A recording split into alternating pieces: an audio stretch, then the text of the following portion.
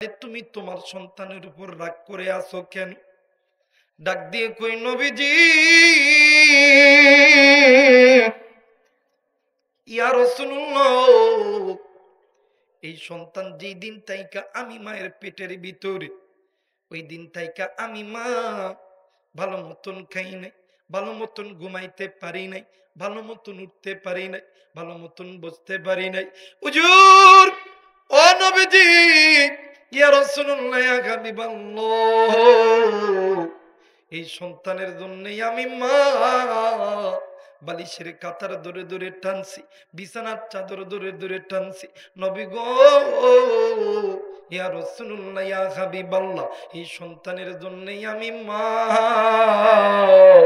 মানুষের বাড়িতে বাড়িতে কামলা দিছি, মানুষের বাড়িতে বাড়িতে জিয়ের কাজ করছি। নবীজি, মানুষের বাড়িতে কাজ করার পর মানুষ আমারে যতটুকু খাবার দেয়, এতটুকু খাবার আমি নিজে লইয়া আমি নিজে খাই না, আমি এই সন্তানকে খাওয়া দেই। হুজুর, ইয়া রাসূলুল্লাহ, ইয়া হাবিবাল্লাহ, রাত্রি যখন গভীর হয় আমি মা ক্ষুধার যন্ত্রণা সহ্য করতে পারি নাই। এরে পাটুলের যুবক বন্ধু, আজকে এই ময়দানে কোন যুবক তুমি ওয়াজ শেষ করে বাড়িতে যাবা? বাড়িতে যাওয়ার পরে কোন মা তুমি ওয়াজ শেষ করে বাড়িতে যাবা? বাড়িতে যাওয়ার পরে কে গো তুমি মারে মা কইয়া ডাকতে পারবা না? কে গো তুমি আব্বারে আব্বা কইয়া ডাকতে পারবা না?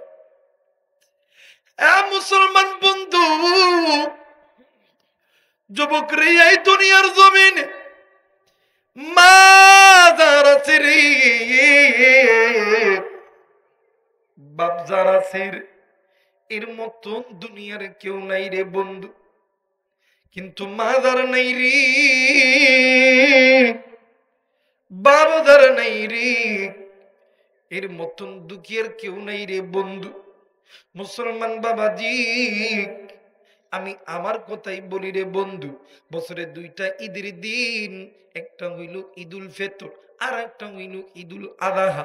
নামাজ পড়ার পরে ইতিমের মতন নজর কইরা দেখি কত সন্তান আব্বারে আব্বা কইয়া ডাক দেয়, আব্বা হাতটা বাড়ায়া সন্তানকে বুকের ভিতর নেয়। ওই দিন আমি আবুরাইয়ান দুইটা মাথা দুইটা চোখ নিচের দিকে দিয়া আল্লাহরে ডাক দিয়ে কইতাম, আল্লাহ, ডাক দেন না, বলেন না আল্লাহ, ডাক দিয়ে কইতাম, মালিক, ও মেরে আল্লাহ, আমার যদি বাবা থাকতো আমারই এমনি করিয়া কুলি লইত। যুবক বন্ধুরে, কোন মায়ের কষ্ট দিলা, কোন বাবারে কষ্ট দিলা? ওই মায়ের চাইতে আপন কেউ নেই, ওই বাবার চাইতে আপন আর কেউ নেই বন্ধু। আল্লাহ নবী ডাক দিন কই, মা গো, তুমি যদি তোমার সন্তানকে মাফ না করো মা, আমার আল্লাহ কোনদিন তোমার সন্তানকে মাফ করবে না। মা ধরে ডাক দিয়ে কই, নবী গো, ও নবী গো, আমি মা দোয়া করলি আমার দোয়া কি কবুল হবে? নবী আমার ডাক দিয়ে কই, মা গো, তুমি দোয়া করতে দেরি হবে গো মা, আমার আল্লাহ কোনদিন ফেরত দিবে না। আলকামার মা দুইটা হাত উঁচু করি ডাক দিয়ে কই, মালিক, ও মেরে আল্লাহ, তোমার কাছে বলতেছি, আমি মা সন্তানের জন্য হাত তুলেছি, আল্লাহ গো, তুমি আমার সন্তানকে মাফ করিয়া দাও। আমি মা সন্তানের উপর খুশি, আল্লাহ তুমি খুশি হইয়া দাও। বাজানরি সামাইলে তিরমিজির মুকাদ্দামার ভিতরে কথাটি এসেছে, আলকামার মা হাত তুলে দোয়া করতে দেরি আমার আল্লাহ আলকামার জবান দিয়ে কালেমা বাহির করতে দেরি করে নাই। একটু আওয়াজ করে বলেন সুবহানাল্লাহ। মুসলমান বাবাজি, জানি না এই ময়দানে কার জানি মা নাই, কার জানি বাবা নাই, কার মা জানি কবরে, কার বাবা জানি কবরে। এ বন্ধু যুবক ভাই রে, কুড়িদার টুকরা মুরব্বী বাবা, একদিন তুমি আমি ছোট্ট ছিলাম, তোমার আমার মা তোমারে আমারে ঘুমায় রাইখা ফজরের নামাজের জন্য ওযু বানাইছে। ইতিমধ্যে তুমি আমি ওয়া বাবা জানি কবরে কান্দি। আজকে তুই কেমন, তুই আমি কেমন নাফরমান সন্তান।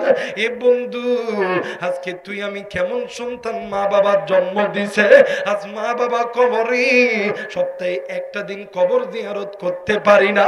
এ বন্ধু তোর আমার বাবা ওই কবর থেকে ডাক দিয়ে কই বাবা রে, ও বাবা শোন শোন, তোর জন্য দুনিয়ার জমিনে সুদ খাইছি, ঘুষ খাইছি, তোর ডাক্তার বানাইছি, ইঞ্জিনিয়ার বানাইছি, আজকে আমি কবরের বাবা, আমার কবরে আদাব। বাবা তোর কি একটা বার আমার কবরের পাশে দাঁড়াইতে মনে চাই না? আমার কবরে এসে দোয়া করতে মনে চাই না? আমি জানি না রে এই ময়দানে কে গো এতিম হারা হইছ, কে গো বন্ধু এতিম, কারা জানি মান কারা জানি বাবা নেই, কে গো বন্ধু এতিম হইয়া আসরে বন্ধু।